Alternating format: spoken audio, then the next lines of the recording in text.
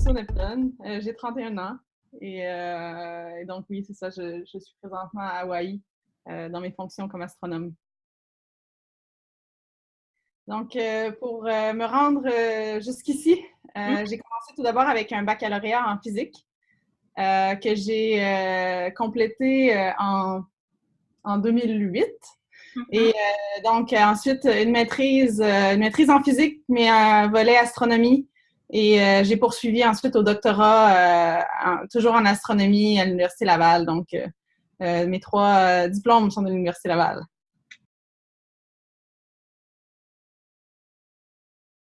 Oui, donc moi, je suis une scientifique à la base. Donc, ma science, c'est certain que c'est ça qui me motive le plus, d'essayer de comprendre comment l'univers fonctionne. Chaque astronome est un peu spécialisé dans son domaine. Moi, j'ai ma propre spécialité. J'essaie de comprendre la formation des étoiles, comment est-ce que l'environnement des galaxies influence la formation de nouvelles étoiles. Et c'est quelque chose qui me passionne. Puis en même temps, avec les nouvelles caméras, les nouveaux appareils qui sont développés, les nouvelles techniques, ça nous permet de voir un peu plus loin, de comprendre un peu mieux, d'avoir plus d'informations. Présentement, j'étudie les régions de formation d'étoiles dans les galaxies qui sont près de la Voie lactée, donc notre propre galaxie, mais pas c'est pas des régions de formation stellaire qui sont à l'intérieur de la Voie lactée, ils sont vraiment dans d'autres galaxies voisines. Puis, je les observe avec un appareil qui s'appelle CITEL. C'est une caméra qu'on a ici au Télescope Canada-France-Hawaï. Et c'est un appareil pour lequel j'ai contribué à son développement, entre autres pendant mon doctorat à l'Université Laval. Donc, je travaillais avec un prototype, en fait, de cette caméra-là à l'Observatoire du Mont Mégantic. Et là, j'ai suivi un peu le développement de cette technologie-là de très près. Et c'est un appareil qui me permet d'observer les galaxies, les régions de formation d'étoiles d'une façon très efficace. Donc, j'ai des images de mes galaxies, oui, mais j'ai aussi tout le contenu de la lumière très détaillé, donc qui provient de chaque pixel de ma caméra. Et j'ai beaucoup de pixels, j'ai 4 millions de pixels à analyser à chaque fois qu'on observe un objet. Et donc, ça me permet de comprendre comment la composition chimique du gaz à l'intérieur des galaxies influence la formation de nouvelles étoiles. Comment ces étoiles-là se caractérisent, quelle masse elles ont, quelle luminosité, et à quel point la galaxie est capable de transformer du gaz en étoile efficacement. Donc, c'est toutes des choses qui m'intéressent particulièrement. Puis, je le fais à grande échelle avec des milliers de régions simultanément. Oui, donc le travail d'un astronome résident, c'est assez multidisciplinaire, je dirais. On fait du support pour le télescope, donc on planifie des observations, pas nécessairement que pour nous, pour notre science, mais pour les sciences d'autres astronomes au niveau international. Donc, on aide les gens à planifier leurs observations, à optimiser le temps qui est passé sur le ciel. Ensuite, on a aussi du temps pour nos propres recherches. Donc, parfois, on observe des objets pour moi, des galaxies pour mes propres recherches. Et là, j'ai du temps pour faire ma propre science et travailler aussi avec des étudiants et les autres astronomes qui travaillent avec moi ici. Oui, donc l'équipe qui a fait la découverte Oumuamua, donc c'est une équipe d'Hawaï, de l'Institut pour l'astronomie d'Hawaï. Et donc, cette équipe-là a utilisé d'ailleurs des observations qui ont été faites ici, au Télescope Canada-France-Hawaï. Et c'est une équipe qui m'a dit donc qu'il s'attendait éventuellement à découvrir des objets particuliers comme ça. Donc, Oumuamua, c'est le premier à être découvert de ce type-là. Qui vient donc de l'extérieur du système solaire. Donc, c'était vraiment une découverte intéressante. Il y en a plusieurs. D'en choisir un en particulier, c'est difficile. J'ai quand même eu de la chance dans ma vie parce que les gens autour de moi, ma famille, m'ont toujours supportée. Et ils m'ont toujours dit que je pouvais faire ce que je voulais, que j'étais bonne aussi dans ce que j'avais choisi de faire. Et ils m'ont jamais non plus donné de contraintes ou ils m'ont jamais découragée. Donc, ça, j'ai eu de la chance pour ça. Donc, pour moi, ça n'a pas été il n'y a pas eu d'empêchement de ce côté-là. Par contre, dans le milieu où je suis, c'est un milieu très masculin, c'est un milieu difficile dans le sens où les scientifiques interagissent d'une certaine façon entre eux. Donc, il faut s'adapter à ce milieu-là.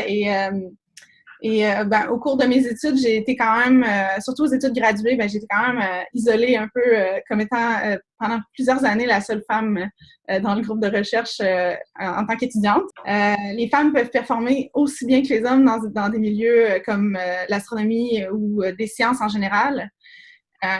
Mais je pense que c'est ça, on se met beaucoup de poids sur nos épaules parce qu'on est en petit nombre. Et donc, on a l'impression qu'il faut montrer qu'on est capable de montrer qu'il faut performer. Donc, ça, c'est quelque chose que j'ai ressenti, puis je pense que la plupart des femmes en sciences aussi ressentent.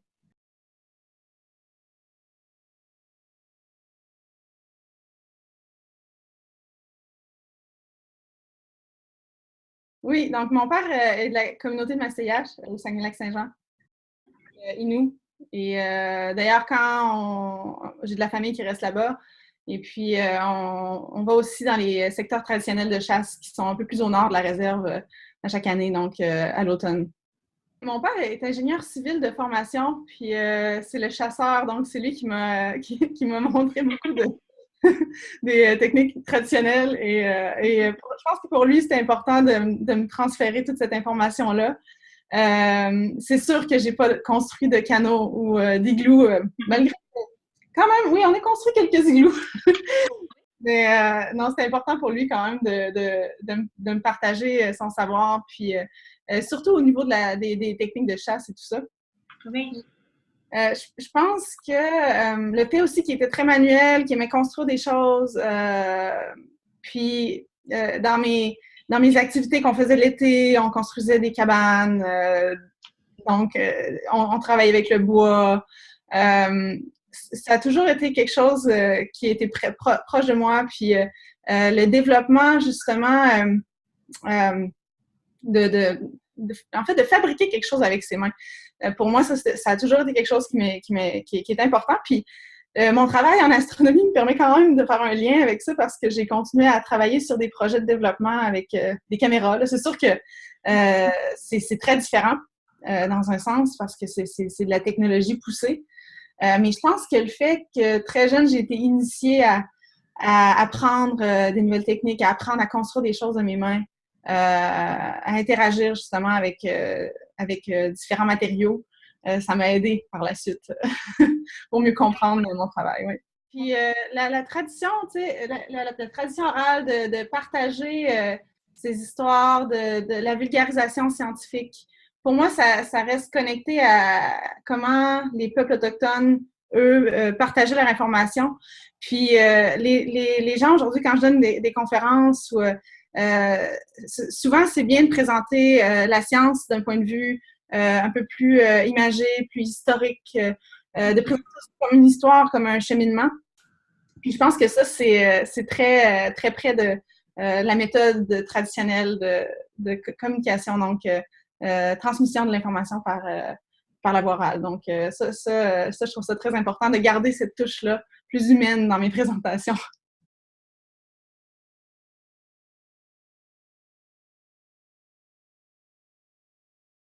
J'enverrai un message aux gens qui veulent poursuivre des carrières, mais aussi aux gens en général, parce que je pense que quelqu'un qui veut poursuivre une carrière dans des milieux justement qui sont plus masculins, peu importe le milieu que ce soit, c'est souvent parce que justement, il n'y a personne qui leur a mis de barrière, puis il n'y a personne qui leur a laissé croire que c'était pas leur place. Et je pense que pour aider à plus de jeunes à éventuellement être intéressés par des carrières comme ça, il faut les encourager. Il faut jamais leur laisser croire que c'est pas pour eux. Il faut leur dire qu'ils peuvent être bons, qu'ils sont bons, en fait, dans ces domaines-là.